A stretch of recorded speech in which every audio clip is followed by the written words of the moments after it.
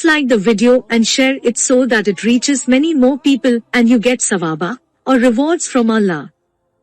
This could be a sawabe jariyah or continuous reward for you long after you are gone. Volume 9, Book 92, number 388. Narrated by Abu Hurairah. When Allah's apostle died and Abu Bakr was elected as a caliph after him, some of the Arabs reverted to disbelief. Umar said to Abu Bakr, "How dare you fight the people?" while Allah's apostle said, "I have been ordered to fight the people till they say, 'None has the right to be worshipped but Allah,' and whoever says, 'None has the right to be worshipped but Allah,' waives his wealth and his life from me unless he deserves a legal punishment lusty, and his account will be with Allah." Abu Bakr said, "By Allah, I will fight him who discriminates between zakat and prayers, for zakat is the compulsory right to be taken from the wealth by Allah. If they refuse to give me even a tying rope which they used to give to Allah's apostle, I would fight them for withholding it." Umar said, "By Allah, it was nothing, except I saw that Allah had opened the chest of Abu Bakr to the fight, and I came to know for certain that was the truth." Volume 9, Book 92, number 389. Narrated by Abdullah bin Abbas. Uyayna bin Hisam bin Hudhaifa bin Badr came and stayed at Medina with his nephew Al-Hur bin Kay bin Hizan, who has one of those whom Umar used to keep near him, as the Qurra, learned men knowing Quran by heart, were the people of Umar's meetings and his advisers whether they were old or young.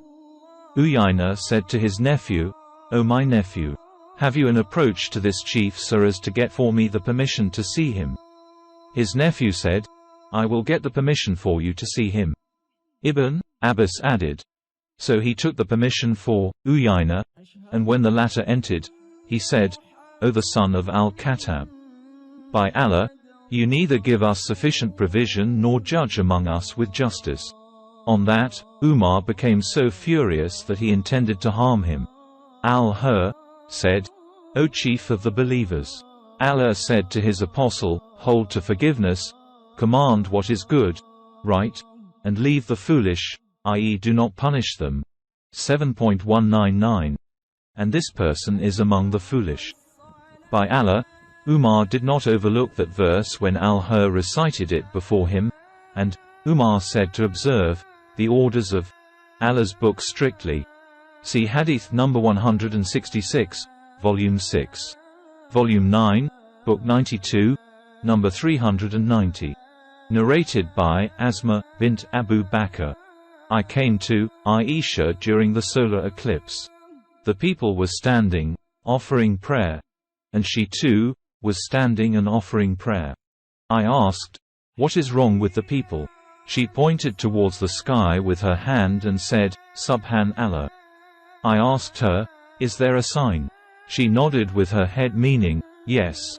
When Allah's apostle finished the prayer, he glorified and praised Allah and said, "There is not anything that I have not seen before but I have seen now at this place of mine, even paradise and hell.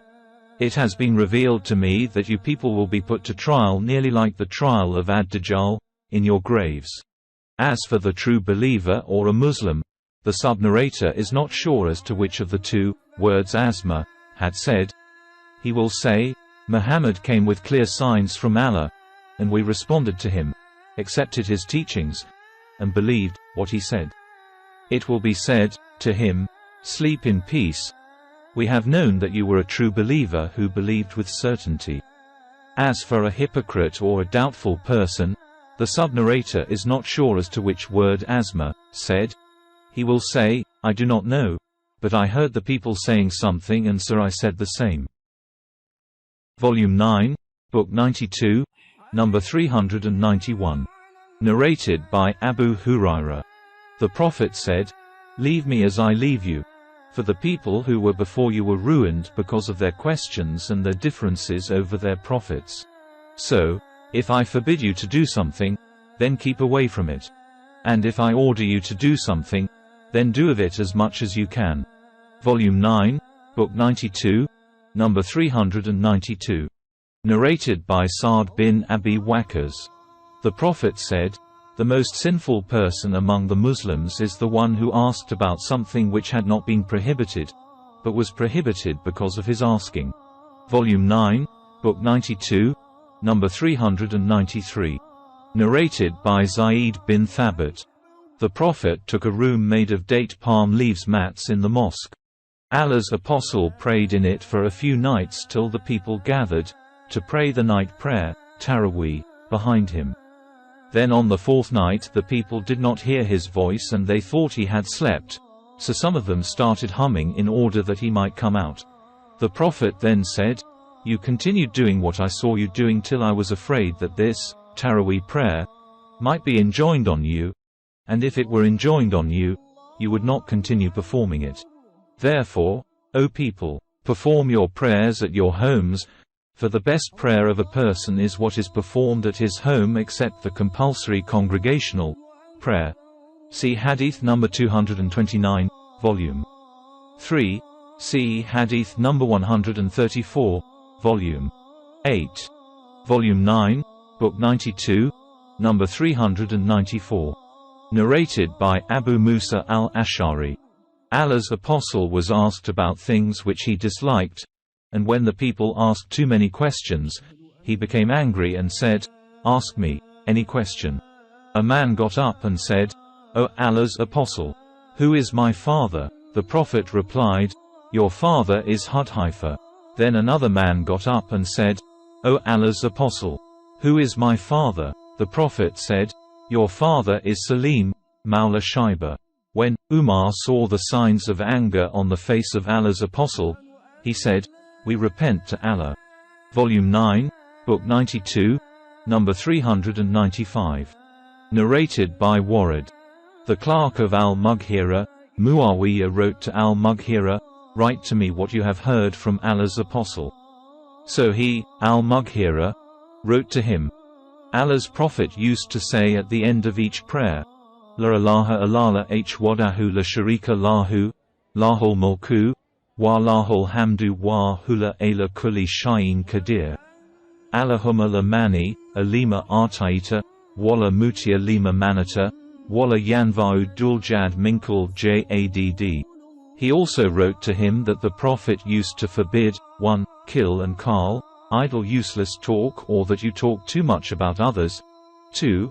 Asking too many questions, in disputed religious matters, 3. And wasting one's wealth by extravagance, 4. And to be undutiful to one's mother, 5. And to bury the daughters alive, 6. And to prevent your favors, benevolence to others, i.e. not to pay the rights of others, 7. And asking others for something, except when it is unavoidable. Volume 9, Book 92, number 396. Narrated by Anas.